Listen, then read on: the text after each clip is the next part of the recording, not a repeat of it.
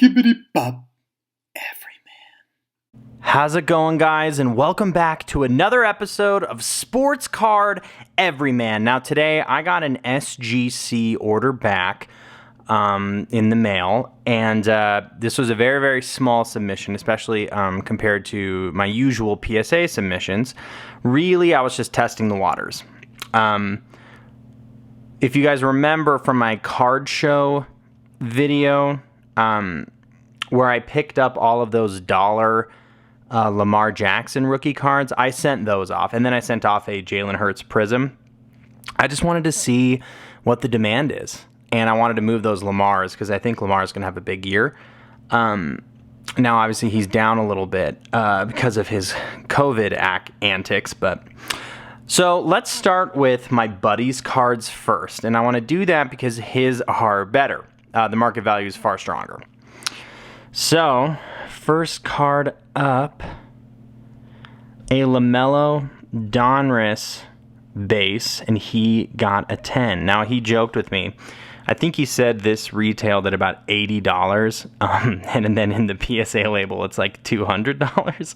So you can already tell, right out the gate that the resale value on these are not as strong as PSA, and we knew that. And I think at the end, I have a Beckett slab, and then I have some PSA slabs. We can compare all three and see at the end what we think. Here's a pretty cool one.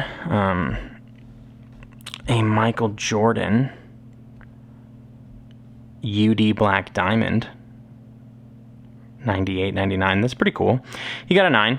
Anything Jordan sells, so certainly liquid. So I have this card as well. I just didn't want to get it slabbed at SGC. And he did get a 10 on it. I don't know what this one goes for. But my buddy went to OU, so he's a massive OU fan. Man, I love these hollows, the optic hollows. They have such cool shine on them. And he, gem and 10 on that one again. And then his last one is this Tua pink right here. And he got a 9.5, so still a super strong grade on that. He did really well this order. He did, obviously, 2 10s and 9.5 and then a 9.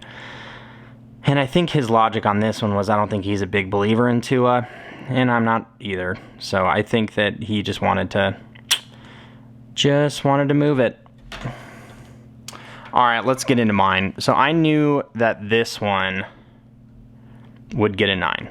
And that's because there's a little, I don't know if you can see it. There's like a mark up there. There's like a scratch. So I didn't pay much for this, but unfortunately, these things sell from like 50 to 70. So my margin on this is like nothing.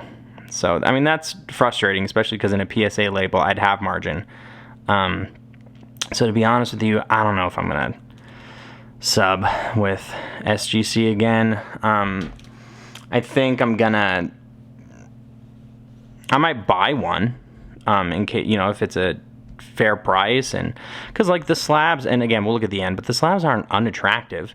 So this is the one I was upset about. I didn't see any issues on any of these things. I thought they'd all get 9.5 or 10s. Here's the back of the label. Here, I think my issue with SGC, the slabs are fine, but there's no there's a certification number. There's no subgrades, which PSA doesn't either, but there's no QR code to look things up on or anything. It just seems a little bare to me. Again, I do like the tucks. I just think it leaves a little to be desired. This was my sole 10 and probably the only one that I'm going to actually make profit off of, which is cool. But obviously I have the PSA 10 too that I just got back if you watched my last video. So this guy sells for significantly more. These scores just aren't tough grades.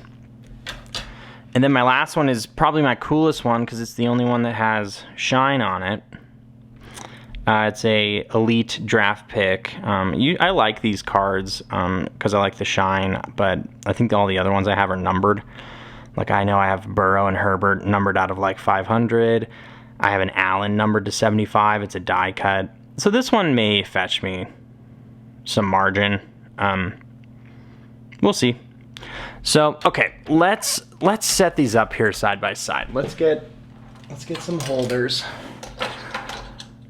And let's just take a look here and let's analyze what looks best. Let's use this nice Zion 10. Let's use, this is my newest Beckett label.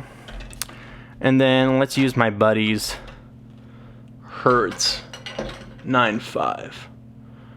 All right, so these are pretty much inarguably the 3 leaders in grading.